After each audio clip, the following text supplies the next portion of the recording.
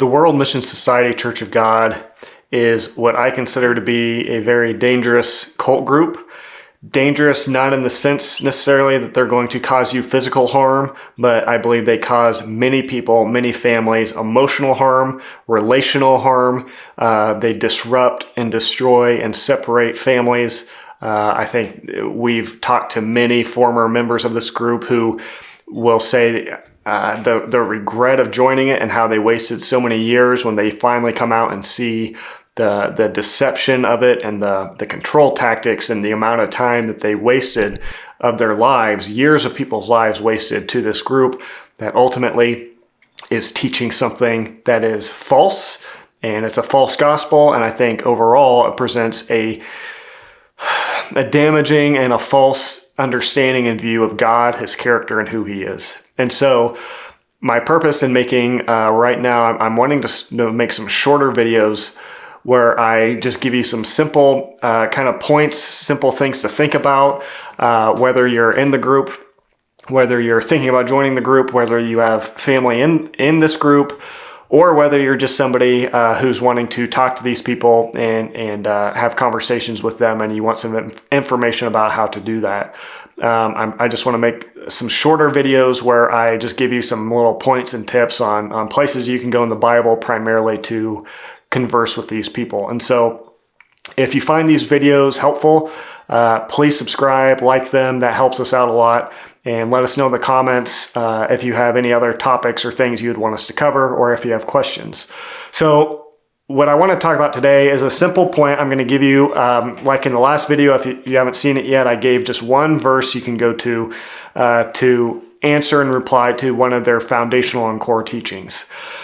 Today I'm going to give you another one. And what I think these verses do is they're just really simple, quick places you can go to just find a quick refutation of some of the core doctrines that they're going to teach. So I think a very common teaching of a cult, this is, in most cases, it's a clear sign of a Christian cult, at least. I'll talk about that specific category.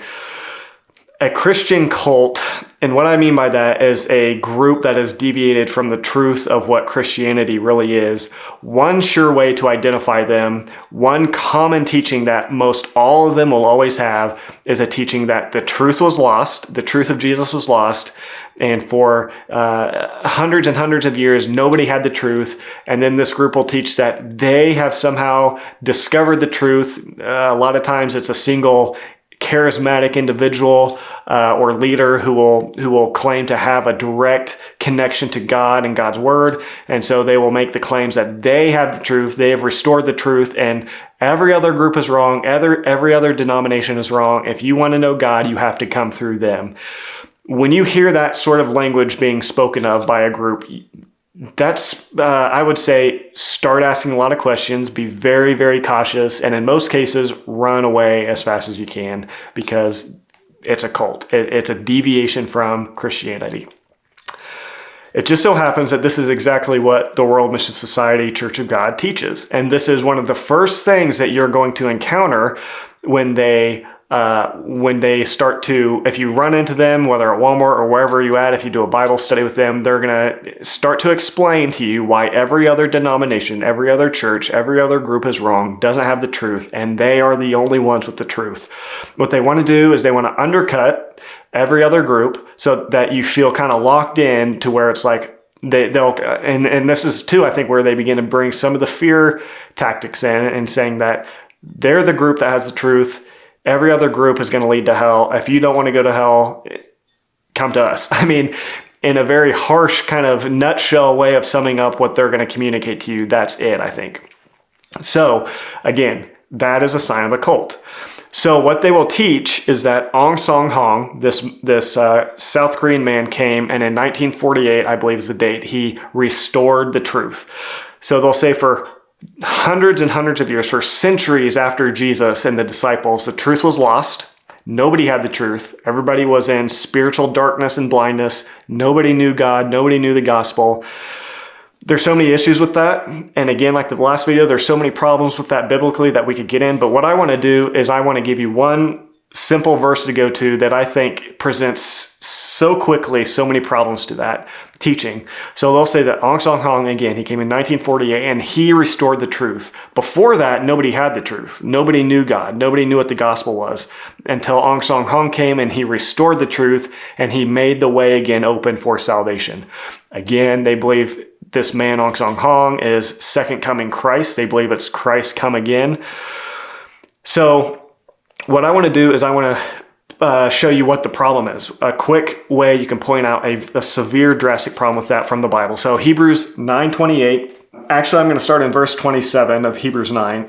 And it says, "And just as it is appointed for man to die once, and after that comes judgment, so Christ, having been offered once to bear the sins of many, will appear a second time, not to deal with sin, but to save those who are eagerly waiting for him." So what this is telling us is what many other passages in the Bible tell us, that there is indeed a second coming of Christ. There is a time where Christ will come again. He came once to deal with sin. He died, rose again. He took on sin and death for us, and he ascended back to heaven with the Father at the right hand of God. He will come a second time, is what the scriptures teach. The World and Society Church of God says that already happened. The second coming already happened. And they'll say it was Ahnsahnghong coming in 1948. So what I want to do here is show you what the problem is. There's a big problem. I don't know if you caught it as I was reading this. I'm going to read it once again and then see if you can catch what the problem is, where the contradiction comes with that teaching of theirs. And if you don't get it, I'm going to explain it. So Christ, verse 28, "So Christ, having been offered once to bear the sins of many, will appear a second time, not to deal with sin, but to save those who are eagerly waiting for him." Did you catch it? What's the problem? Here's the problem. Again, they teach everybody was in darkness, spiritual darkness, before Ahnsahnghong came. The truth was lost. The gospel was lost. Nobody knew God. Nobody knew what the truth was. And it wasn't until Ahnsahnghong came and restored it that people once again could be in relationship with God and know him and find salvation. But this is describing what will happen, what will define people, the people of God, at the real second coming of Christ.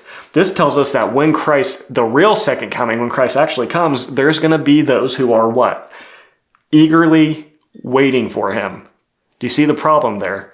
If the truth was completely lost, like the WMSCOG teaches, then how could anybody be eagerly waiting for Christ's return?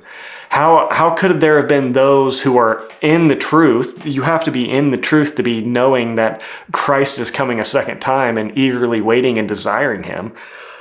To say that there's those who are eagerly waiting for Christ, it assumes that these people somehow know the truth. They know the truth about God. They know he's coming again, and their hearts are right with God. They're walking with him. They love God. They're wanting him to return. But if the WMSCOG is correct, and this common cult teaching is correct, that the truth was entirely lost and everybody was shrouded in the spiritual darkness, then how could there have been those who were waiting for him? Who could have been waiting for Ahnsahnghong when he returned if everybody was truly in darkness like they teach? So I just hope you see that when you compare some of the common core teachings of the WMSCOG like this, and then as you're studying the Bible on your own, I often will come across passages like this where I'm like, wait a minute, that presents a big problem to that teaching of theirs. And I hope you see that this presents a problem for this idea. If there were those who are eagerly waiting for Christ, who will be eagerly waiting for Christ at his second coming, then Ahnsahnghong and their teaching that the truth was lost, it can't be true. That doesn't mesh with this. At the true, real second coming of Christ, which has not happened yet, there will be those believers who are in the truth. The truth has not been lost. Jesus said the gates of hell will not prevail against the gospel, against the kingdom. To say that the world was shrouded in this darkness and for thousands of years nobody had access to salvation, I think is contradicted biblically, but it actually also, I think, calls into question the love and character of God. Would God really let millions and millions of people for centuries perish because they didn't have access to the truth? That doesn't make sense. Jesus came, he died, he rose again, he brought the gospel, and the gospel has been proclaimed ever since, the true gospel. And the message of salvation has been available to all long before Ahnsahnghong came. because he is not Christ. He is not second coming Christ. When Christ comes the second time, there will be those who are eagerly waiting for him. If what the WMSCOG teaches is true, then there's a contradiction here, because you can't have complete spiritual darkness, complete loss of the truth, loss of the gospel that must be restored by Ahnsahnghong. You can't have that and at the same time have people who are eagerly waiting for Christ, because eagerly waiting for Christ assumes people have the truth about him. This is a problem. So I would encourage you, as if you're dealing with this group, if you have family in this group, if you're in this group, study the Bible. Look at what it actually says. Compare it to some of these core teachings of the WMSCOG, and I think you're going to find what they teach is false, is dangerous, and it does not accurately represent God or the gospel.